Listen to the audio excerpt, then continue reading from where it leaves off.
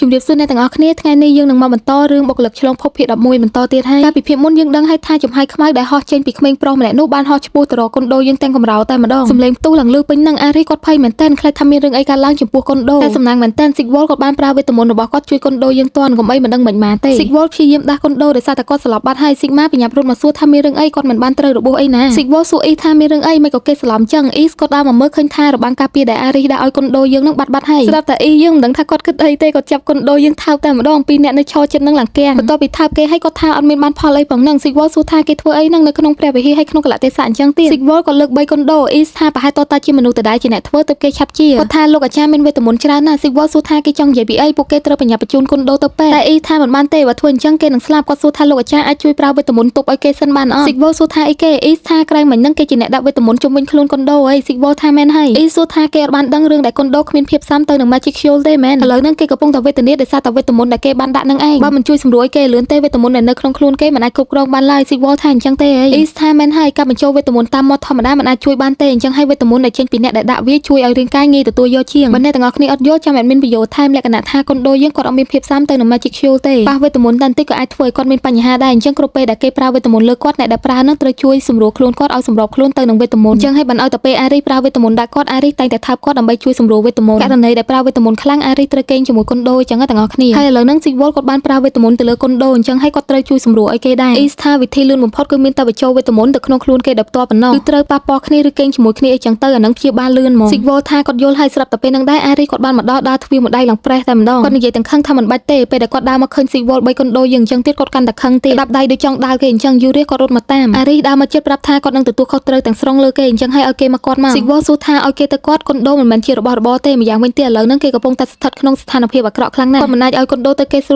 ួលអញ្ចឹងទេអារីគាត់ខឹងមែនតើស្រាប់តែកុនដូគាត់ដឹងខ្លួនមកអ្នកដែលគាត់ហៅមុនគេគឺអារីស៊ីវលសួរកុនដូថាដឹងខ្លួនហើយមែនអារីបញ្ញាប់មកមើលអូនលូកដៃទៅចាប់មុខគេឃើញមុខគេអញ្ចឹងកុនដូគាត់និយាយទាំងញញឹមថាល្អខ្លាំងណាស់ដែលគេមកវិញដោយសុវត្ថិភាពអារីលឺអញ្ចឹងគាត់កាន់តែភាំងស្ថានភាពអញ្ចឹងឲ្យកុនដូនៅគិតពីគាត់ទៀតយូរះដើរមកប្រាប់ស៊ីវលថាអារីតែងតែជាអ្នកទទួលខុសត្រូវលើសុខភាពរបស់កុនដូអញ្ចឹងហើយគេអាចឲ្យកុនដូទៅអារីបានស៊ីវលថាគាត់យល់ហើយឬក៏ឲ្យកុនដូទៅអារីយើងទៅអារីគ្រាន់តែបានអូនមកហើយបញ្ញាប់រត់ទៅឡើងលឿនស៊ីវលឈរសម្លឹងមើលពួកគេសួរថាកុនដូនឹងមិនអីទេមែនអ៊ីស្ថាគេនឹងមិនអីទេគេស៊ាំជាមួយអារីហើយអារី3កុនដូមកដល់កន្លែង Queerbus ប្រាប់ថាសូមខ្ចីបន្ទប់ពេទ្យគេសិន Queerbus ថាកន្លែងហ្នឹងមិនមែនផ្ទះសំណាក់ទេបន្ទាប់ពីដាក់ឲ្យកុនដូយើងគេងលើគ្រែហើយអារីគាត់បានផឹកទឹកថ្នាំជំនួយ Queerbus សួរថាថ្ងៃហ្នឹងគេផឹកអស់ប៉ុន្មានដបហើយអារីថាមួយតែ Queerbus ចាប់ស្មាគាត់ថាកុំកុហកតាមផ្លូវគេបានផឹកអស់មួយដបហើយដើម្បីប្រើវេទមន្តជួយកុនដូគាត់ថាអារីពឹងផ្អែកលើទឹកថ្នាំច្រើនពេកហើយបានអញ្ចឹងបន្ទាប់ពីបញ្ចប់ការព្យាបាលរាងកាយគេនឹងមិនអាចទទួលយកបានទេអារីថាគាត់ដឹងអញ្ចឹងហើយបានជាគាត់មកទីនេះកុំបារម្ភអីគ្មានអ្នកណាដឹងពីវេទមន្តរបស់គាត់ជាងគាត់ទៀតទេបន្ទាប់ពីចេញមកក្រៅ Queerbus គាត់និយាយម្នាក់ឯងថាគាត់គ្រាន់តែមិនចង់ឲ្យគេបង្ខំខ្លួនឯងខ្លាំងពេកកុនដូគាត់ថាគាត់ក្តៅណាស់គាត់ឈឺក្បាលហើយឈឺពេញខ្លួនវាមានអារម្មណ៍ដូចជាផ្ដាសាយដោយការដែលគាត់នៅភពគាត់អញ្ចឹងគាត់ធ្វើការមិនបានសម្រាករហូតដល់សន្លប់ហើយក្តៅខ្លួនសូម្បីតែពេលគាត់ដេកឈឺលើគ្រែហើយក៏ដោយពួកគេនៅតែបន្តផ្ញើទិន្នន័យមកឲ្យគាត់កម្ដៅគាត់ឡើងដល់40អង្សាហើយតែបើប្រៀបធៀបគ្នាកាលនោះឥឡូវហ្នឹងគាត់មានអារម្មណ៍មិនដូចគ្នាទេឥឡូវគាត់អត់មានអារម្មណ៍ថាពិបាកអីឡើយគាត់បែរជាមានអារម្មណ៍ថាកក់ក្ដៅស្រួលខ្លួនដូចគាត់កំពុងតែត្រាំនៅក្នុងទឹកក្ដៅអ៊ុនៗអញ្ចឹងគាត់ស្គាល់អារម្មណ៍មួយហ្នឹងពេលដែលគាត់បើកភ្នែកមកឃើញអារីនៅមុខគាត់តែម្ដងអារីនិយាយទាំងស្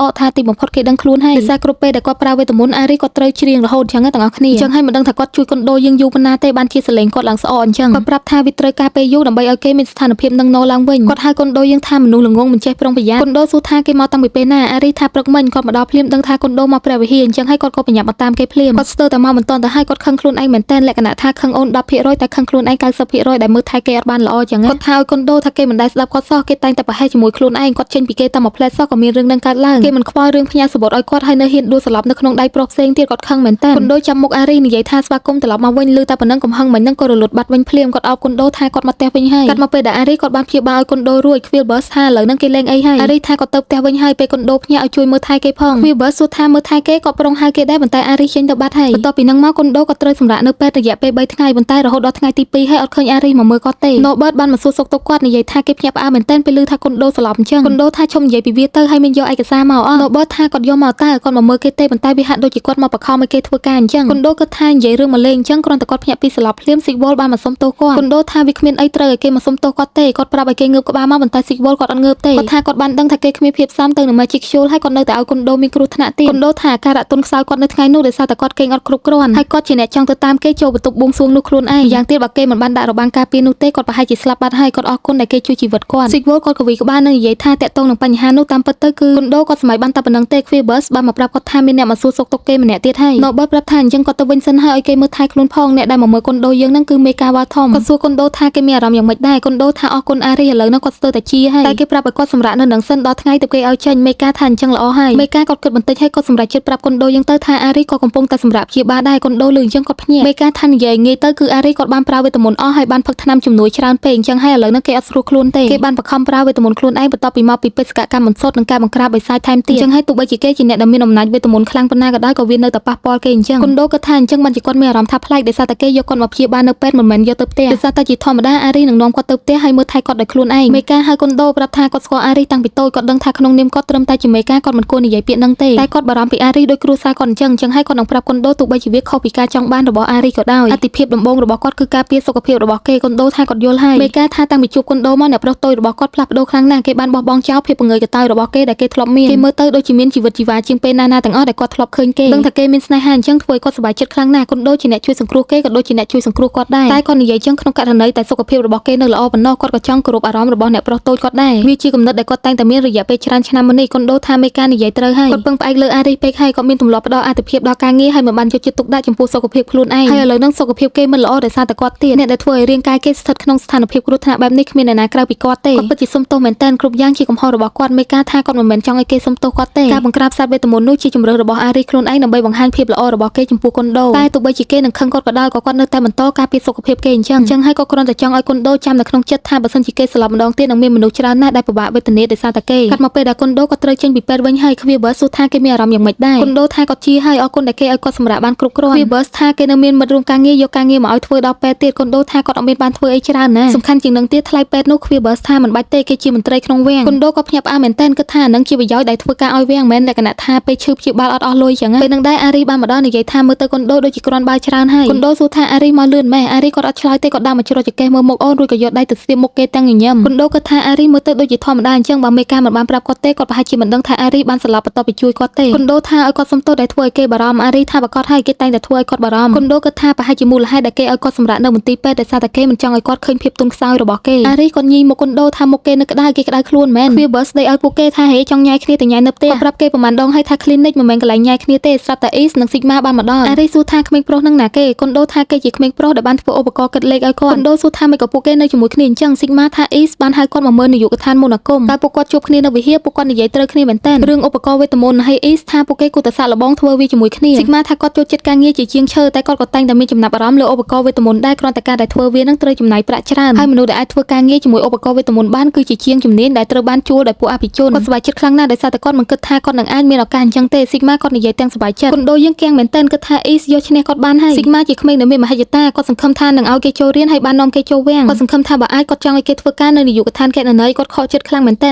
East ដូចតែដើមសិស្សគាត់អញ្ចឹង East ប្រាប់កុនដូថាពួកគេបានធ្វើឧបករណ៍ដ៏អស្ចារ្យមួយប៉ុន្តែវានៅជាគំរូដើមនៅឡើយទេគាត់បានដកវាចេញមកបង្ហាញកុនដូប្រាប់ថាគេអាចប្រើវាដើម្បីវាស់ថាមពល Magic Show បានកុនដូលើអញ្ចឹងប្រាប់ថាឲ្យនិយាយប្រាប់គាត់ឲ្យលំអិតមកប្រាប់តែអារីមកចាប់ក្បាលគាត់ថាហេបន្ទាប់ពីដេកពេទ្យអស់ប្រហែលថ្ងៃនឹងហើយឥឡូវមានកម្លាំងធ្វើការទៀតហើយមែនកុនដូគាត់ចង់បកាយដែរប៉ុន្តែអារីគាត់និយាយទាំងទឹកមុខខឹងថាទៅផ្ទះដឹងស្រាប់ហើយថាតបងនិយាយមិនគឺអញ្ចឹងហើយកុនដូគាត់ងាកមកប្រាប់ East ថាចាំឲ្យតាសេរៀបរាប់ប្រាប់គាត់តាមក្រោយមក East ថាអញ្ចឹងក៏បានដែរតែមើលទឹកមុខគាត់ទៅអត់មានចង់សរសើរទេ Sigma ប្រាប់កុនដូថាគាត់បានគាត់ទុកខ្លីៗតាក់ទងនឹងការបង្កើតនឹងវត្ថុធាតុដើមដែរកុនដូគាត់សប្បាយចិត្តមែនទែនស្ទុះទៅអោប Sigma ថាគេល្អជាងគេមើលតែទឹកមុខអារីយើងក៏ដឹងថាចំណែនក្មេងដែរ Sigma ថាមិនអីទេគាត់ធ្លាប់ឃើញតកែមុនរបស់គាត់ធ្វើអញ្ចឹងដែរនៅពេលដែលគេបង្កើតអីមួយកុនដូគាត់ថាគេពិតជាក្មេងដ៏មានទេពកោសល្យមែនពួកគាត់ពិតជាត្រូវការគេឲ្យធ្វើការនៅនាយកដ្ឋានកណន័យណាគាត់រៀងស្ដាយដែរតែក៏គិតថាបើនាយកដ្ឋានមន្តអាគមមានក្មេងដូចជាគេការងារគាត់ក៏នឹងរៀងងាយស្រួលជាងមុនដែរស្រាប់តែអារីក៏មកចាប់គ្រាកកុនដូយើងតែម្ដងសួរថាគេចាំអីដែលគាត់និយាយមិញអត់កុនដូថាគាត់ចាំតាគាត់នឹងទៅផ្ទះវិញហើយចាំគាត់ពិនិត្យឯកសារពេលក្រោយក៏បានដែរស៊ីកវលដែរចូលមកឃើញអារីគ្រាកកុនដូអញ្ចឹងគាត់ស្រែកសួរថាគេធ្វើអីហ្នឹងកុនដូទៅតែងើបពីឈឺគាត់ចង់រត់ទៅចាប់គេចេញដែរប៉ុន្តែអារីវាយដៃគាត់ចេញវិញអត់ឲ្យប៉ះអូនគេទេកុនដូប្រាប់ស៊ីកវលថាកុំបារម្ភអីហើយក៏ងាកមកប្រាប់អារីថាវាជាកំហុសរបស់គាត់លើកលែងឲ្យគាត់ទៅតែកូនប្រុសយើងនឹងរត់កគ្នាថែមនឹងចង់លៀនដាតហើយតតែខ្វីបឺសមកចាប់ដៃគាត់ថាឲ្យឈប់ទៅស៊ីកវលក៏បានសួរសុខទុក្ខកុនដូអីចឹងទៅហើយក៏សម្លឹងមើលអារីនិងកុនដូឆ្លាស់គ្នាមិនដឹងថាគាត់គិតអីទេបន្ទាប់មកគាត់ប្រាប់ថាបើគេត្រូវការជំនួយអីឲ្យនិយាយប្រាប់គាត់ទៅរួចក៏លាពួកគេចេញទៅវិញកុនដូគាត់គិតពីរឿងដែលបានកើតឡើងថ្ងៃមុនស៊ីកវលគាត់មិនចង់ប្រាប់កុនដូរឿងអីមួយត្រូវគឺថ្ងៃហ្នឹងគាត់បានប្រាប់កុនដូថាតាមពិតទៅនៅថ្ងៃកើតហេតុនោះនៅពេលដែលដុំបាល់វេទមន្តនឹងហោះមករកពួកគាត់វាមិនមែនត្រឹមតែជាឧបទ្ទវហេតុទេកុនដូគាត់សួរទាំងឆ្ងល់ស៊ីកវលថាបន្ទាប់ពីមេបញ្ជាការអារីបានយកកុនដូចេញទៅព្រះអង្គម្ចាស់យូរ៉ាសួរគាត់ថាមានរឿងអីក្មេងប្រុសដែលមានវត្តមាននៅពេលនោះនិយាយថាពិធីបួងសួងហ្នឹងគឺខុសពីរាល់ដងគាត់រវល់តែនិយាយជាមួយកុនដូគាត់ក៏អត់បានចាប់អារម្មណ៍ដែរតែ East បានចាំពាក្យបួងសួងទាំងអស់ហ្នឹងហើយក៏យកវាមកប្រាប់គាត់វាមិនមែនជាពាក្យបួងសួងដោយរាល់ដងទេវាជាការបួងសួងដែលប្រើវេទមន្តខ្លាំងជាងធម្មតា East បានប្រាប់គាត់ថាគេព្យាយាមបញ្ឈប់ដែរតែហាក់ដូចជាមាននរណាម្នាក់មានបំណងធ្វើឲ្យវេទមន្តរបស់ក្មេង ប្រុសនឹងមិនអាចគ្រប់គ្រងបានហើយផ្ទុះចេញមកហើយតម្រង់ទៅរកគុនដូតែម្ដងគុនដូលឺអញ្ចឹងគាត់ភ្ញាក់ផ្អើលមែនតើស៊ីវ៉ូថាមនុស្សតែម្នាក់គាត់ដែលមានសមត្ថភាពអាចធ្វើរឿងអញ្ចឹងបានគឺមានតែស៊ីព្រីយ៉ាណូប៉ុណ្ណោះគុនដូគិតថាស៊ីព្រីយ៉ាណូតើវាដើម្បីជាការបិទបាំងការកឹបកេងប្រាក់នឹងមែនតែទោះជាអញ្ចឹងក៏ដោយវិធីនឹងដូចជាសាហាវពេកហើយស៊ីវ៉ូថាយ៉ាងណាពួកគេនៅអត់ទាន់មានភស្តុតាងជាក់ស្ដែងទេពួកគេកំពុងតែស៊ើបអង្កេតរឿងហ្នឹងចំពោះបញ្ហាហ្នឹងមិនថាពេលណាក៏ដោយគាត់ស្ម័គ្រចិត្តផ្ដល់សក្ខីកម្មឲ្យគុនដូពេលដែលគុនដូសម្រាប់នៅពេទ្យស៊ីព្រីយ៉ាណូបានផ្ដល់របាយការណ៍ហិរញ្ញវត្ថុរបស់ព្រះវិហារមកអញ្ចឹងហើយការងារគាត់នៅព្រះវិហារក៏ចប់ដែរពេលដែលគុនដូត្រឡប់មកវិញគ្រប់គ្នាបានចាំស្វាគមន៍គាត់នឹងអារីចុងភៅនិយាយថាគុនដូធ្វើឲ្យពួកគាត់បារម្ភខ្លាំងណាស់គាត់នឹងធ្វើម្ហូបឆ្ងាញ់ៗឲ្យគេដើម្បីឲ្យគេមានសុខភាពល្អឡើងវិញគុនដូគាត់ញញឹមអរគុណពេលដែលពួកគេអង្គុយញ៉ាំនំផឹកតែជាមួយគ្នាគុនដូគាត់អង្គុយសម្លឹងទៅកាន់អារីហើយប្រៀបធៀបជាមួយស៊ីវ៉លឬក៏គិតថានៅពេលដែលមើលចិត្តចឹងទៅពួកគេអត់មានដូចគ្នាផងហ្នឹងហើយលើកមុនគាត់មើលឃើញស៊ីវ៉លចេញអារីបន្ទាប់មកក៏បន្តគិតថាការងាររបស់គាត់ជាមួយព្រះវិហារចប់ហើយចំណែករឿងសាលារៀននោះស៊ីរ៉ៃស៊ីនឹងគ្រប់គ្រងជាមួយយូរីអញ្ចឹងឥឡូវហ្នឹងគាត់មានតែចាំមើលពីក្រោយឆាកទេហើយរឿងហិរញ្ញវត្ថុនៅពេលដែលគាត់ផ្ដល់របាយការណ៍ឲ្យរដ្ឋមន្ត្រីការមីលហើយវាក៏រួចដែរតែរឿងដែលគាត់ខ្លាចជាគោលដៅរបស់គេនោះគាត់នៅតែមិនយល់ទេអារីឃើញគុនដូអង្គុយភ្លឹកចឹងក៏សួរថាមិនអីទេមែនគុនដូថាគាត់អត់អីទេគាត់គ្មានបញ្ហាអីឡើយអារីថាគុនដូស្រកគីឡូច្រើនណាស់គុនដូថាអារីក៏ស្រកដែរមិនចឹងអារីថាដោយសារតែបេសកកម្មអូបឡាយពេលយូរអញ្ចឹងហើយវាជារឿងធម្មតាទេតែគុនដូស្គមតាំងពីដើមអញ្ចឹងហើយឲ្យថែសុខភាពខ្លួនឯងផងគុនដូថាគាត់ដឹងហើយអារីថាឲ្យនិយាយយកជាការផងគេតែងតែកុហកគុនដូថាគាត់បានសម្រាប់មែនតើហើយមិនមែនតែគាត់ទេអារីក៏មិនទាន់ជាសះស្បើយពីភាពហត់នឿយរបស់គេដែរអារីថាគាត់លេងអីហើយសុំទោសដែលឲ្យគេបារម្ភគុនដូក៏ថាចំពោះការសម្រេចចិត្តរបស់អារីក្នុងការទៅបង្ក្រាបសត្វវេទមន្តភ្លាមៗបន្ទាប់ពីបេសកកម្មគាត់បារម្ភខ្លាំងណាស់តែគាត់គួរតែប្រាប់គេឬអត់ថាគាត់បារម្ភពីគេគាត់ហើយគាត់សួរអារីថាមានអីដែលគេចង់បានអត់អារីគាត់ភ្ញាក់គុនដូសួរថាគេមានអីដែលគេចង់បានឬរបស់អីមួយដែលគេចង់ឲ្យគាត់យកឲ្យគេអត់អារីបានជួយគាត់ម្ដងទៀតហើយគាត់ចង់សងគុណគេវិញតែគាត់ដឹងថាអារីនឹងមិនទទួលយកប្រាក់ទេអារីថាប្រកាសជាអត់ហើយគុនដូថាអញ្ចឹងមានអីផ្សេងដែលគាត់អាចធ្វើបានអត់គាត់នៅតែចង់សងគុណគេអញ្ចឹងហើយប្រាប់គាត់មកអីក៏បានដែរគេជាអ្នកមានគុណជួយជីវិតគាត់ទោះបីជាគេសុំអីមួយដែលវាមិនសមហេតុផលក៏គាត់ទទួលយកដែរអារីងើបចេញសួរគុនដូថាអីក៏បានដែរមែនគុនដូថាអីក៏បានដែរនឹងគិតថាបើសិនជាអារីសុំឲ្យគាត់ឈប់ធ្វើការវាគួរតែមិនអាចទេតែអារីថាអញ្ចឹងឲ្យបដូររបៀបដែលគេនិយាយជាមួយគាត់ទៅគុនដូថាហានឹងសួរថាតើគាត់និយាយអីឆ្លើយមែនអារីថាមែនទេគាត់ចង់ឲ្យគេបដូររបៀបដែលគេនិយាយជាមួយគាត់គុនដូយើងនៅតែអត់យល់អញ្ចឹងថារបៀបនិយាយមិនអារីគាត់និយាយទាំងខឹងថាគាត់ចង់ឲ្យគេនិយាយជាមួយគាត់ដូចពេលដែលគេនិយាយជាមួយក្មេងប្រុសនោះសរុបមកគឺជាណែនក្មេងគុនដូគាត់លង្កៀងសួរថាគេចង់និយាយពីស៊ីកម៉ាមែនគេជាមួយគាត់គ្រាន់តែជាអ្នកលក់និងអតិថិជនទេតែជាមួយអារីតំណែងពួកគេខុសគ្នាឆ្ងាយណាស់អារីថាមិនចោលបើប្រៀបធៀបជាមួយក្មេងប្រុសនោះគាត់ស្និទ្ធស្នាលជាមួយគុនដូជាងគឺថាគាត់និយាយតាំងពេលមាត់ហ្មងហើយធ្វើជារឹកឡើងដូចកូនក្មេងចំណែនតាំងពីក្មេងឡើងគុនដូគាត់ថាតាមពិតទៅមនុស្សប្រុសដែលមានឋានៈខ្ពង់ខ្ពស់មានរូបរាងស្រស់សង្ហាជាមេតបដែលខ្លាំងជាងគេប្រចាំប្រទេសគឺចំណែនជាមួយក្មេងប្រុសអាយុ10ឆ្នាំម្នាក់ស្រាប់តែគុនដូគាត់ឈឺទ្រូងទៀតហើយអារីសួរថាឈឺកន្លែងណាឲ្យគាត់មើលតិចមកគុនដូថាមែនទេគាត់គ្រាន់តែមានអារម្មណ៍ថាថប់ទ្រូងទៀតហើយវាមិនមែនជាជំងឺទេតែពិតទៅគឺអាការៈលងស្រឡាញ់គេនឹងឯងសម្លឹងគេឲ្យបេះដូងលូតញាប់ថប់អារម្មណ៍ញាត់ទ្រូងអីចឹងទៅអ្នកទាំងអស់គ្នាតែគាត់អត់ទាន់ដឹងថាគាត់លងស្រឡាញ់គេទេភាគ11របស់យើងកាត់ចប់ត្រឹមនេះនៅសល់តែមួយភាគទៀតទេចប់ដោយបរិបូរហើយអ្នកទាំងអស់គ្នាដូចអត់ចង់ឲ្យចប់សោះល្អមើលពេកអរគុណអ្នកទាំងអស់គ្នាសម្រាប់ការចំណាយពេលស្ដាប់ការសម្ដែងរបស់ admin ពីដើមរហូតដល់ចប់ជួបគ្នានៅវីដេអូក្រោយទៀតណាសំណាងល្អសុខភាពល្អជម្រាបលា